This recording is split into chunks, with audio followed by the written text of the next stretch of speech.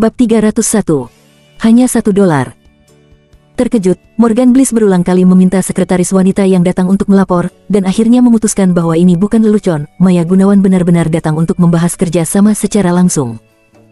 Suasana hati Morgan Bliss melonjak, seolah-olah dia telah mencapai puncak hidupnya.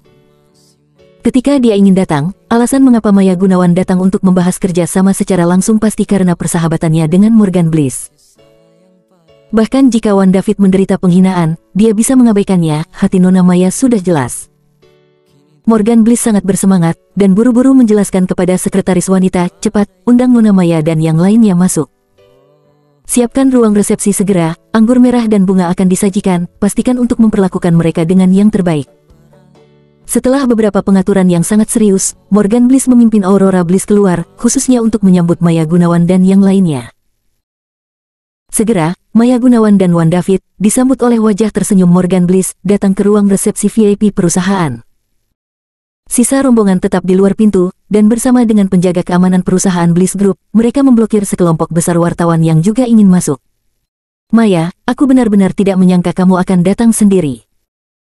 Morgan Bliss mengambil cangkir teh di tangan Aurora Bliss, seperti anjing menjilati di tangannya, membungkuk dan membuat teh untuk Maya Gunawan di orang. Maya Gunawan tersenyum implisit untuk mengungkapkan rasa terima kasihnya, dan kemudian menatap Aurora Bliss dengan mata tersenyum untuk mengungkapkan salamnya. Nona Aurora, kita berdua bertemu lagi. Aku tidak tahu kenapa, tapi aku selalu punya perasaan bahwa aku dan Nona Aurora pasti akan menjadi teman baik. Kata-kata Maya Gunawan, meskipun sopan, tetapi kenyataannya, dia memang memiliki rasa keintiman yang tak bisa dijelaskan dengan Aurora Bliss. Perasaan semacam ini seperti pahlawan menghargai pahlawan, dan makna penghargaan sangat kuat. Karena sejak mereka di sekolah menengah, Maya Gunawan dan Aurora Bliss adalah dua bunga sekolah terindah di sekolah menengah nomor 1 Wakanda. Meskipun Maya Gunawan dan Aurora Bliss tidak banyak berkomunikasi saat itu, mereka selalu mendengarkan teman sekelas laki-laki lain untuk mendiskusikan nama mereka. Seiring waktu, di hati Maya Gunawan, kesan bahwa Aurora Bliss dan dia adalah orang yang sama. Setelah bertahun-tahun, sekarang, karena pekerjaan, mereka berkumpul kembali. Hati Maya Gunawan ingin memiliki lebih banyak kontak dengan Aurora Bliss, seorang wanita cantik yang tidak kurang dari dirinya sendiri. Menghadapi inisiatif Maya Gunawan, Aurora Bliss masih sedikit gelisah di hatinya. Dia bertanya-tanya apakah Maya Gunawan, seorang bintang besar, akan memiliki keluhan karena penghinaan berulang kali dari agennya, Wan David. Tetapi pada saat ini, keraguan telah diberhentikan beberapa poin. Mengambil kesempatan ini, Aurora Bliss meminta maaf kepada Maya Gunawan. Nona Maya, agen kamu, Tuan David, diperlakukan tidak baik ketika dia datang ke sini. Atas nama asisten saya Kenzi, saya ingin menyampaikan kepada kamu dan agen kamu, Tuan David, permintaan maaf yang paling tulus. Tidak masalah. Maya Gunawan tersenyum, melihat Aurora Bliss masih membungkuk pada dirinya sendiri. Dia dengan cepat berdiri untuk menghentikannya dan berkata, David juga melakukan sesuatu yang buruk, jadi ayo tidak menyebutkan masalah ini. Itu sudah berakhir. Morgan Bliss tidak bisa menahan tawa ketika dia melihatnya di matanya. Maya, aku tahu betul bahwa kamu tidak begitu peduli karena persahabatan antara kita berdua. Kamu jaga aku dan perusahaan kami. Sebagai kakak laki-laki, kamu pasti akan menyimpannya di hatimu. Karena Morgan Bliss berpikir begitu, Maya Gunawan tidak bisa mengatakan apa-apa lagi. Dia hanya bisa tersenyum ramah dan membiarkannya pergi. Tamu kehormatan duduk, minum teh, dan mengobrol sebentar. Pada saat ini, Maya Gunawan memperhatikan bahwa Kenzi tidak pernah muncul, jadi dia tidak bisa menahan diri untuk bertanya, Nona Aurora. Asisten di samping kamu, Kenzi. Bagaimana dengannya? Kali ini kita membahas kerjasama, apakah dia masih akan berpartisipasi? Aurora Bliss tersipu beberapa saat setelah mendengar ini, tidak tahu bagaimana menjawabnya. Kenzi telah dikeluarkan, dan tentu saja dia tidak dapat lagi berpartisipasi dalam negosiasi bisnis antara kedua pihak, tetapi setelah Maya Gunawan bertanya, Aurora Bliss tidak tahu apakah harus mengatakan yang sebenarnya padanya. Morgan Bliss menyela, Nona Maya, orang kecil seperti Kenzi, jangan sebut dia. Pokoknya, jangan khawatir, sampah tak tahu malu itu berani terlihat buruk pada Tuan David. Sebagai presiden perusahaan, saya pasti tidak akan membiarkannya pergi. Mengetahui bahwa Morgan Bliss akan berpikir salah, Maya Gunawan tersenyum canggung, jadi dia berhenti berbicara dan tidak menyebut Kenzi lagi. Pada saat ini, melihat bahwa kedua belah pihak hampir mengobrol, agen di sebelahnya, Wan David, terbatuk sedikit dan mulai berbicara. Tuan Bliss, Nona Aurora. Nona Maya datang ke sini secara pribadi kali ini, karena dia sangat tertarik untuk menjadi bintang iklan perusahaan kamu. Kalian berdua tahu bahwa mengenai kerjasama antara kedua belah pihak, saya mewakili Nona Maya dan saya sudah berbicara dengan perwakilan perusahaan kamu sekali atau dua kali. Alasan mengapa kita belum membicarakannya terutama karena ada perselisihan antara kamu dan saya tentang biaya kontrak Nona Maya. Dan kali ini, sesuai dengan keinginan Nona Maya sendiri, kami telah menyesuaikan kembali harganya. Jika kedua pihak mencapai kerjasama, biaya yang harus dibayar perusahaan kamu adalah... Sebelum dia selesai berbicara, Morgan Bliss buru-buru mengungkapkan posisinya. Yakinlah, yakinlah. Maya sebagai bintang iklan kami, remunerasinya tidak akan kecil.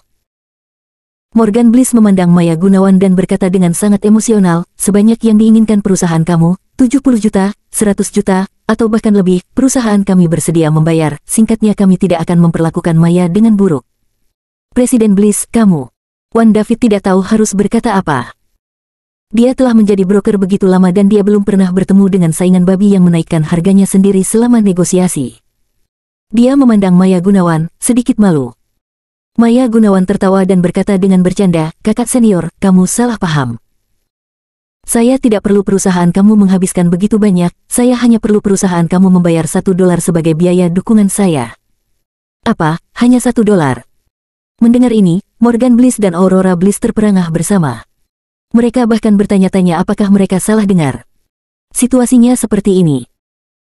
Maya Gunawan menjelaskan dengan sedikit senyum, awalnya, saya ingin menjadi bintang iklan kamu sesuai dengan harga yang dibuat asisten kamu Kenzi untuk Wan David pada waktu itu, 50 juta dong Vietnam. Tapi kata David jika aku menerima harga ini, lebih baik hanya mengambil $1. Berpikir bahwa jika hanya mendapatkan $1, harusnya itu melakukan amal, atau investasi emosional antara kerabat dan teman. Wan David mengangguk, singkatnya, lebih baik mengambil hanya $1 daripada 50 juta dong Vietnam. Saya harap kamu setuju dengan proposal yang kami tawarkan. Morgan Bliss dan Aurora Bliss sama-sama tercengang, ini hanya $1, hampir seperti hadiah gratis, apakah masih bertanya, setuju atau tidak? Apakah ada orang bodoh di dunia yang tidak akan setuju?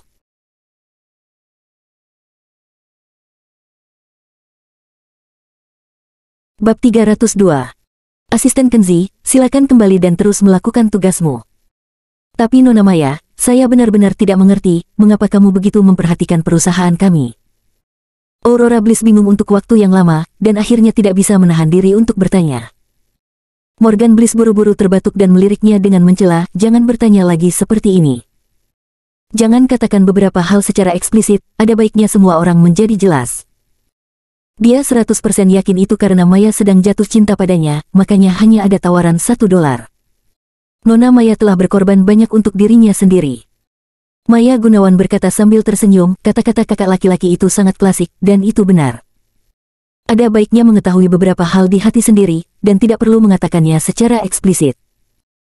Dia tidak ingin mengatakan alasannya adalah Kenzi, karena hal-hal ini, dia ingin menyimpannya di dalam hatinya. Tapi Morgan Bliss semakin salah paham setelah mendengarnya, dia menatap Maya Gunawan, penuh kelembutan dan senyum. Aurora Bliss mengedipkan bulu matanya, merasa bahwa mereka berdua sedikit terkejut. Transaksi $1 mengambil keuntungan besar, mengapa kamu bahkan tidak menjelaskan alasannya? Tetapi bahkan Maya Gunawan berkata demikian, jadi Aurora Bliss tidak bisa bertanya lagi.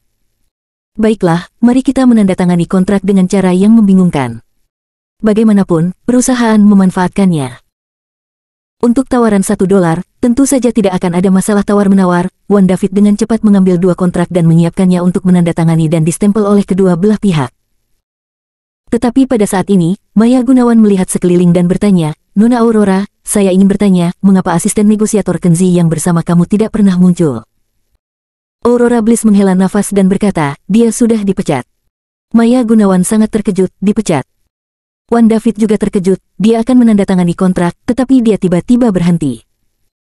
Wan David tahu dengan jelas di dalam hatinya bahwa alasan mengapa Maya Gunawan setuju untuk melayani sebagai bintang iklan dengan persyaratan rendah adalah untuk Kenzi. Sekarang Kenzi telah dipecat, kontrak ini tidak akan ditandatangani. Morgan Bliss tidak tahu mengapa, dan berkata dengan sopan, Nona Maya, saya dengan tegas memerintahkan Kenzi untuk dipecat. Idiot yang tidak tahu cara berterima kasih itu telah menyinggung tim kamu 2 kali berturut-turut. Jika tidak memecat dia, itu tidak cukup untuk ungkapkan hormat saya pada kamu dan Tuan David. Mendengar ini, Maya Gunawan sedikit mengernyit. Mengetahui bahwa dia tidak bahagia, Wan David terbatuk dan berkata, "Tuan Bliss, kamu sebaiknya mengundangnya kembali. Jika tidak, saya dapat menjamin bahwa Nona Maya tidak akan mau menandatangani kontrak ini."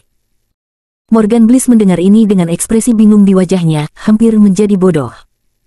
"Apa artinya? Apakah kamu bercanda? Mengapa harus membawa kembali sampah Kenzi itu? Rutinitas macam apa ini?"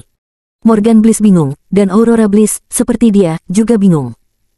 Di sisi lain, di kantor asisten, Kenzi, yang baru saja dipecat, belum pergi dan sedang mengemasi barang-barang di kantornya. Pada saat ini, pintu didorong terbuka, dan teman lamanya, Luke Mendes, kepala departemen penjualan, datang ke kantor dengan seringai. "Hehe, saudara Kenzi. Kamu menjadi asisten kecil yang diurus oleh Nona Aurora Bliss. Tidak butuh waktu lama kamu dipecat dari perusahaan." Ekspresi menghina Luke Mendes jelas, tanpa menahan diri.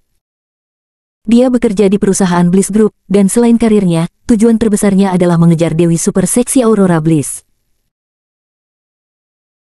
Sebelumnya Aurora Bliss tidak bercerai, dia tidak memiliki kesempatan untuk memulai, tetapi sekarang Aurora Bliss telah menceraikan Kenzi, tetapi dia tidak berharap bahwa Dewi Aurora tampaknya tidak menyerah. Dia telah menjalin hubungan dengan Kenzi, dan bahkan dengan sengaja membiarkan Kenzi di sisinya, sebagai asisten pribadi, sehingga dia masih tidak memiliki kesempatan untuk mengejar sang Dewi. Bisa dibayangkan betapa tidak senangnya dia dengan adanya pemborosan Kenzi ini. Tapi sekarang tidak apa-apa, mengetahui bahwa Kenzi mengacaukan bisnis Aurora Bliss dan telah dipecat dari perusahaan, kebanggaan Luke Mendes di hatinya cukup senang. "Hehe, Kenzi. Lihat dirimu, kamu benar-benar tidak dapat menopang tembok. Aurora Bliss telah menceraikanmu, dan dia merawatmu secara khusus, menjadikanmu asisten pribadi. Tapi kamu sangat tidak memuaskan dan bahkan kehilangan pekerjaanmu. Aku benar-benar merasa sedih untukmu." Luke Mendes tertawa, matanya yang menggoda penuh ejekan. Kenzi terlalu malas untuk memperhatikannya, dia memeluk kotak kardus dan pergi, tetapi Luke Mendes masih menolak untuk melepaskannya, berpura-pura sangat sayang, dan memeluknya dengan munafik. "Kak Kenzi, bagaimanapun, kamu dulu adalah seorang karyawan di bawah departemen penjualanku. Karena aku adalah pemimpinmu, aku harus memberimu nasihat. Kamu masih harus pintar. Hormatilah para pemimpin, dan ketika saatnya menyanjungnya, malu dan pujilah dia. Dengan begitu kamu bisa merasa nyaman di perusahaan. Jika kamu tidak merubah perilaku dan kebiasaan kamu, saya tidak berpikir kamu akan berhasil sepanjang hidup kamu. Bahkan jika kamu mengubah pekerjaan kamu di perusahaan lain, kamu akhirnya akan dikeluarkan." Kenzi melirik ke arahnya dan berkata dengan nada menghina, "Manajer Mendes, saya tidak berpikir ingin jadi penyanjung seperti kamu, karena kamu tampaknya tidak berkembang dengan baik. Kamu telah berada di perusahaan selama beberapa tahun dan kamu hanya seorang manajer penjualan belaka. Saya berpikir lebih baik jika saya tidak mempelajari rutinitas menyanjung semacam ini." Luke Mendes sangat marah sehingga dia memarahi. "Siapa kamu? Kamu mengatakan bahwa saya tidak melakukannya dengan baik. Bahkan jika saya tidak melakukannya dengan baik lagi. Yah, saya juga manajer departemen penjualan, dan saya bisa menjadi pemimpin kamu. Pemborosan yang tidak berguna, yang berani sombong, kamu pantas dipecat dari perusahaan." Dia menunjukkan wajah jahat lagi, dengan sinis, "Sayang sekali memecatmu. Perusahaan harusnya mengirimmu kembali ke departemen penjualan untuk bekerja dan saya akan mengurusmu di masa depan. Saya akan memakaikan sepasang sepatu kecil untuk kamu setiap 3 menit. Lihat apakah kamu masih bisa sombong." Seorang sekretaris wanita buru-buru datang dan berkata, "Kenzi, tolong pergi ke ruang resepsi dengan saya. Nona Maya dan yang lainnya mengatakan bahwa jika kamu tidak hadir, kontrak antara kedua pihak tidak akan ditandatangani. Sekarang Tuan Bliss telah membatalkan pemecatan. Keputusan mengharuskan kamu untuk segera kembali ke posisimu dan melanjutkan tugasmu." Setelah mendengar ini, Luke Mendes tertegun sejenak. Apa, tidakkah mereka akan memecat Kenzi sehingga pihak Aurora Bliss tidak ada lagi penguntit seperti dia? Luke Mendes memandang Kenzi, dia kesal, wajahnya sangat jelek. Kenzi mencibir dan berkata, "Nona sekretaris, tolong beritahu Presiden Bliss. Saya bukan kucing atau anjing yang bisa dipanggil kapanpun dia mau." Kenzi meletakkan kotak kardus, duduk di kursi, dan kemudian mengangkat kakinya tinggi-tinggi. "Tolong beritahu Presiden Bliss dan minta dia untuk datang dan menemui saya secara langsung. Juga, perintahkan dia untuk melakukan sesuatu untukku. Pertama, turunkan Luke Mendes dari Departemen Penjualan sebagai manajer ke wakil manajer." Setelah mendengar ini, Luke Mendes terkejut. Saat berikutnya, wajahnya yang sudah jelek berubah menjadi hitam dalam sekejap.